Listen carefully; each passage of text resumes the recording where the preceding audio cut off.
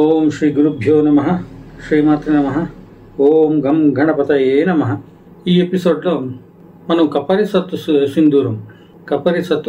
సింధూరం చూద్దాం. చాలా రోజుల నుంచి కపరిసత్తు అంటే ఏమి అని అడుగుతున్నారు. కపరి నుంచి సత్తును ఎలా తీయాలి? కపరిసత్తు అంటే పాలతుత్యంతో తీసిండేటువంటి జింక్ మెటల్, దాన్ని కపరిసత్తు అంటారు. పాలతుత్యం నుంచి కపరిసత్తును ఎలా తీయాలి? ఇది చాలా సులువు అండి. చాలా రోజుల నుంచి అనుకుంటున్నా, చెప్పాలని మర్చిపోతున్నా. పాలతుత్యాన్ని బాగా నూరుకుని మ్యాగ్నీషియం మెటల్ దొరుకుతుంది. ఆ మ్యాగ్నీషియం మెటల్ని తీసుకొచ్చి కరిగించి కింద పోసుకుంటే అది ఒక ప్లేట్ లాగా పల్సగా ఒక ప్లేట్ లాగా అయిపోతుంది. బాగా కరిగించి పోసుకోవాలి. దాన్ని ఒక బీకర్లో ఉంచి ఈ నూరుకు ఉండేటువంటి పాలతుత్యాన్ని దాంట్లోకి వేసి దానికి సరిపడా నీళ్లు పోసుకుంటే 24 గంటల టైంలు వదిలేస్తే, కొంచెం వెచ్చగా ఉండే నీళ్ళు పోసుకోండి. 24 గంటల టైంలో వదిలేస్తే కపరిసత్తు రజున్లు ఆ మ్యాగ్నీషియం మెటల్ కతుక్కో ఉంటుంది. ఈ పైన ఉండేటువంటి నీళ్ళంతా వంచేసి దాన్ని ఎండబెట్టి కరిగించినప్పుడు కపరిసత్తు మనకు దొరుకుతుంది. ఇప్పుడు నేను చెప్తా ఉండేటువంటి వాదం కొంచెం పెద్దగా ఉండొచ్చు. చాలామంది అడుగుతున్నారు, సులువుగా చెప్పండి. ఏం సులువుగా చెప్పాలా నాకు అర్థం కాదు. ఇది చేసినప్పుడు మీకే సులువో కష్టమో అనేది తెలుస్తుంది. సామాన్యంగా అందరికీ తెలిసి ఉంటుంది. రసాన్ని మీరు ఎంత రసాన్ని తీసుకుంటారో అంత మైలుతుత్తాన్ని తీసుకుని ఒక ఇనుప బాండ్లీలో వేసి కొంచెం నీళ్ళు పోసి ఒక స్పూన్ ఉప్పేసి బాగా కొంచెం వెచ్చగా చేసి, వెచ్చగా అంటే కొంచెం ఎక్కువే, ఈ రసం పోకుండా గుర్తుపెట్టుకోండి. రసం ఎంత వేసుకుంటారో అంతకంటే కొంచెం తక్కువ వేసుకోవాలి మైలుతుత్తాన్ని. మీరు 100 గ్రాములు వేసుకుంటే ఒక 50-60 గ్రాములు వేసుకుంటే మైలుతుత్తం సరిపోతుంది. దాంట్లో కొద్దిగా ఉప్పు వేసుకుని నీళ్ళు వేసి ఒక 100-150 డిగ్రీలకు ఉడిపెట్టుకుని తర్వాత వెంటనే తీయద్దండి. అదే ఇనుప బాండీలో చల్లగా అయిపోతే మీరు పైన నీళ్ళని వంచేసి దాన్ని ఆ రసాన్ని చేతులకు తీసుకోవచ్చు. ఆ రసాన్ని తీసి కల్మంలో వేసి బాగా నూరుతూ నీళ్ళు పోస్తూ కడుపుతూ నూరుకుంటూ ఇట్లా 5-6 సార్లు, దాంట్లో ఉండే ఎరుపుగా ఉండేటువంటి ఆ నీళ్ళంతా వెళ్ళిపోవాలి. ఆ ఎరుపుగా ఉండేది కాపర్. ఇట్లా శుద్ధంగా నీళ్ళు వచ్చేంత వరకు నూరుకోవాలి. కాపర్ సల్ఫేట్ ఎక్కువ వేస్తే చాలా గట్టిగా అయిపోతుంది. మీరు నూరితే కల్వానికి అతకపోతుంది, చేతులకు రాదు. చేతులకు వస్తే పొడిగా ఉంటుంది, కానీ వంటకు రావాలి. మరి కాపర్ సల్ఫేట్ తక్కువ వేస్తే మీకు గడ్డ కట్టదు. లాస్ట్లో నూరుకొని అంతా శుద్ధి చేసుకున్న తర్వాత బట్టలు వేసి పిండుకోండి. కనీసం ఇక్కడ ఒక 30 గ్రాములు అంత రసాన్ని తీసుకోండి. అది ఒక రోజు నీళ్ళలో పెడితే బాగా గట్టిగా అయిపోతుంది రసం. ఆ రసగుళికని తీసిపోయి నిమ్మపండు, బాగా పొండైనటువంటి నిమ్మపండులో అయినా పెట్టచ్చు. మాదళపు పండు అని దొరుకుతుంది, సిట్రాన్ అంటారు. దాంట్లో పెడితే ఇంకా బ్రహ్మాండంగా కడుతుంది. దాంట్లో పెట్టి దారం చుట్టి ఆ నిమ్మకాయలు సగం కోసి మధ్యలో ఉండేటువంటి గింజలనంతా తీసేసి దాంట్లో ఈ గుళికని అయ్యేంత వరకు 30 గ్రాములని 2 గుళికలుగా చేసుకుని 2 నిమ్మకాయల్లో పెట్టండి.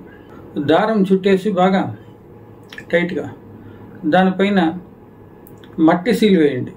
మట్టి సీలు ఎలా వేసేది అంటే, కాటన్ గుడ్డని మట్టితో తడిపి మట్టిని పూసుకుంటా ఒక ఉండలాగా బాల్ లాగా చేసుకోండి. మరి ఎక్కువ పెద్దగా చేయొద్దండి. ఇట్లా 2 నిమ్మకాయలను ఒక 10 గ్రాములు పెట్టుకొని అది ఆరిపోయి ఎండిపోయిన తర్వాత నీడలో పెట్టండి. ఎండలో పెడితే క్రాక్స్ వస్తుంది. ఎండిపోయిన తర్వాత దాన్ని 20 పిడకల పుటం పైన కింద వేసి పుటం పెట్టుకోండి. అది ఇంకా కొంచెం గట్టిగా అవుతుంది. దాంట్లో ఉండే గుళికని తీసేసి ఒక కేజీ పట్టే కుండ తీసుకుని వచ్చి దాంట్లో సోడా వేసి, మనం తినే సోడా వేసి దాంట్లోకి పైన కింద సోడా వేసి బాగా టైట్గా అదమేసి దాంట్లో గాలి పోకుండా, ఆ సోడాలకి గాలి పోకుండా మూతని తిరిగేసి మూసి సీల్ చేసి 40 పిడకల పుటం పెట్టుకోండి. 40 పిడకల పుటం పెట్టుకున్నప్పుడు ఇంకా కొంచెం గట్టిగా అవుతుంది. ఈ కొబ్బరి సత్తునైనా తీసుకోండి, లేకపోతే కొబ్బరి సత్తు దొరికేటట్టుకుంటే దాన్ని తీసి శుద్ధి చేసుకుని, నేను ఇంతకుముందు శుద్ధి చేసేటువంటి ప్రక్రియలు చెప్పాను. శుద్ధి చేసుకుని ఈ రసాన్ని కూడా శుద్ధి చేసుకోవాలి. గుర్తుపెట్టుకోండి, శుద్ధి లేనటువంటి పదార్థాలు దేనికి పనికిరావు, నిలిచలేదు. ఈ కొబ్బరి సత్తుని కరిగించి 30 గ్రాములు కొబ్బరి సత్తుని కరిగించి ఈ రస గోళికలు ఏముంటాయో దాన్ని నూరుకొని, ఒకవేళ అది సాగేటట్టుగా ఉంటే దాన్ని ఆకరాయితో నూరుకొని పొడి చేసుకుని కొబ్బరి సత్తుని కరిగించి దాంట్లోకి వేయాలి. అవి రెండు ఒకటైపోతాయి. 30 గ్రాములు 60 గ్రాములు ఉన్నప్పుడు 10 గ్రాములు రసకర్పూరము, 10 గ్రాములు పచ్చి కర్పూరం, వీటి రెండింటిని వేసి నూరండి. నూరి బాగా, ఇప్పుడు మనం చేసుకున్న ఒకటైనటువంటి కొబ్బరి సత్తుని, రసాన్ని వీటి రెండితో పాటు వేసి బాగా నూరి దాన్ని ఒక 4 పిడకల పుటం సీల్ చేసి 4 పిడకల పుటం పెడితే అది సింధూరం అయిపోతుంది. ఆ సింధూరాన్ని చెక్ చేసుకోండి, మీరు కావాల్సింటే నైట్రిక్ యాసిడ్లో వేయండి. ఆ సింధూరాన్ని ఎటువంటి పరిస్థితుల్లో అది పొంగురాదు. నైట్రిక్ యాసిడ్లో వేసినప్పుడు అది తళంలోపై కూర్చుంటుంది.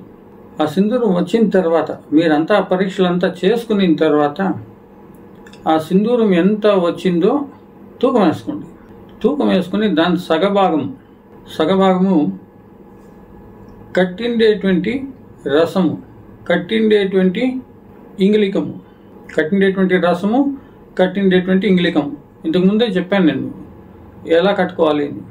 అట్లా కట్టిండేటువంటి ఇంగిలికము, కట్టిండేటువంటి గంధకము, దీంతోపాటు శుద్ధి చేసిండేటువంటి మాక్షికము, శుద్ధి చేసిండేటువంటి మణశిల, ఇవంతా కూడా 30 గ్రాములు. అది ఎంత వస్తుందో దాన్ని తూకం వేసుకుని దాంట్లో సగం వేసుకుని బాగా నూరల్ల, కనీసం 9 గంటల సేపు నూరల్ల. అట్లా 9 గంటల సేపు నూరిన తర్వాత చిన్న ప్రముదులో, అది పట్టేంత చిన్న ప్రముదులో ఎంత పడుతుందో అంతే ప్రముదం తీసుకొచ్చి దాంట్లో గాలి ఆడకుండా దాన్ని బాగా బంధించి, దీంట్లో మీకు అనుమానం వచ్చేది ఏమిటంటే మణశిల, అది కూడా కరవీర మణశిల కావాలి. అది కొంచెం రోజ్ కలర్లో ఉంటుంది. అది కొంచెం పొగపోవచ్చుంది, పోదండి. ఎలాంటే మనం ఇంటి ముందే చెప్పాను నేను, దీంట్లో మీరు ఆ సింధూరాన్ని మొట్టో భాగంలో సింధూరాన్ని చేసుకున్నప్పుడే మీరు నైట్రిక్ యాసిడ్లో పరీక్ష చేసుకోండి. ఏదైతే నైట్రిక్ యాసిడ్లో నిలబడుతుందో దాంతోపాటు 2 వస్తువులు మనం కట్టుకోండేదాన్ని వేస్తాం, గంధకాన్ని, ఇంగ్లికాన్ని. మిగతా వస్తువులు కట్టుకోకపోయినా పర్వాలేదు. 5 వస్తువుల్లో 2 వస్తువులు కట్టుకున్నా పర్వాలేదు. ఇంకా 3 వస్తువులు పచ్చి వేసుకున్నా కూడా అవి కట్టిపోతాయి. ఇలాగా దాన్ని ఎంత కావాలో అంతే ప్రమిదలు తీసుకుని దాన్ని సీల్ చేసి ముందు 4 పిడకల పుటం పెట్టుకోవాలి. ఒక 5 పుటాలు పెట్టుకోవాలి. తర్వాత 20 కేజీల పిడకల్ని తీసుకొచ్చి పైన కింద పెట్టి పుటం పెడితే కొబ్బరి సత్తు సింధూరం అయిపోతుంది. ఈ కొబ్బరి సత్తు సింధూరాన్ని వెండి పైన వేసినా పనిచేస్తుంది, రాగి పైన వేసినా పనిచేస్తుంది. ఇక్కడ కట్టుకోండేటువంటి ఇంగ్లికము వెండి పైన వేస్తే ఏమవుతుందంటే, ఇంతకుముందు చాలాసార్లు చెప్పాను, కట్టుకోండేటువంటి ఇంగ్లికాన్ని వెండి పైన వేస్తే పాలు కట్ చేస్తుంది. ఇంగ్లికాన్ని ఎలా కట్టుకుండేది, ఎన్నో రకాలుగా కట్టుకోవచ్చు. అవన్నీ చెప్పాను నేను వీడియోస్లో. జీడి గింజలు, నల్ల జేడి గింజల నూనె దొరికినా, నల్ల జేడి గింజలు అట్లే దొరికినా దాన్ని నూనె తీసుకునేటువంటి ప్రక్రియ కూడా చెప్పాను. అట్లా నూనె తీసుకునేదాన్ని కాకపోతే నల్ల జేడి గింజల్ని మైలుతుత్తాన్ని, నల్ల జేడి గింజలు మైలుతుత్తంలో వేసి బాగా నూరుకోవాలి. నూరుకొని ఒక 50 గ్రాములు ఇంగ్లికాన్ని 2 2 పీసులుగా చేసుకుని 50 గ్రాములు వేసుకుంటే, ఇంగ్లికం 50 గ్రాములు వేసుకుంటే ఇది ఒక్కొక్కటి 100 గ్రాములు వేసుకోండి. అట్లా వేసుకుని బాగా నూరుకుని దాన్ని కింద పైన వేసి ఇది ఇంగ్లికాన్ని మధ్యలో పెట్టి సీలు వేసి 20 పిడకల పుటం పెట్టుకుంటే అది కట్టిపోతుందండి. అంతకుముందు కూడా నేను ఇంగ్లికం కట్టేటువంటి విధానాలు చెప్పాను. నల్ల ఉమ్మెత్త గింజలతోనూ ఇంగ్లికం కడుతుంది. ఇంగ్లికమే కదా, రసం కూడా కట్టేస్తుంది. నల్ల ఉమ్మెత్త గింజలతో, తర్వాత ఈ జీడి గింజలతో పాటు తెల్ల జీడి గింజలు దొరికినా పర్వాలే, నల్ల జీడి గింజలు దొరికినా పర్వాలి, ఏం తేడా ఉండదు అట్లా. ఆ జీడి గింజలతో పాటు ఎర్ర ఆముదపు నూనె రెండింటిని కొంతసేపు ఇనుప బాండ్లీలో లేకపోతే సట్టిలో వేసి కొంతసేపు వేడైన తర్వాత ఇంగ్లికాన్ని దాంట్లో వేసి పూర్తిగా కాలిపోయేంత వరకు ఆ పైన మొత్తం కాలిపోతుంది. అది మంట పెరగంగా ముందు చిక్కగా అవుతుంది. చిక్కగా ఈ పైన కూడా మంట అంటుకుని పూర్తిగా కాలిపోతుంది. దాన్ని కూడా వాడుకోవచ్చు.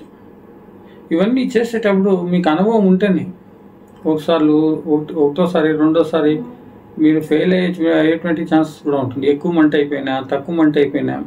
ఎక్కువ మంట అయిపోతే అది వేరే రూపానికి మారుకుంటుంది. తక్కువ మంట అయిపోయిందంటే సరిగా కాలదు. అనుభవానికి వచ్చేంత వరకు కొంచెం కష్టం. అట్లా ఇంగ్లికాన్ని కట్టుకొని దీంట్లోకి వాడుకోవచ్చు.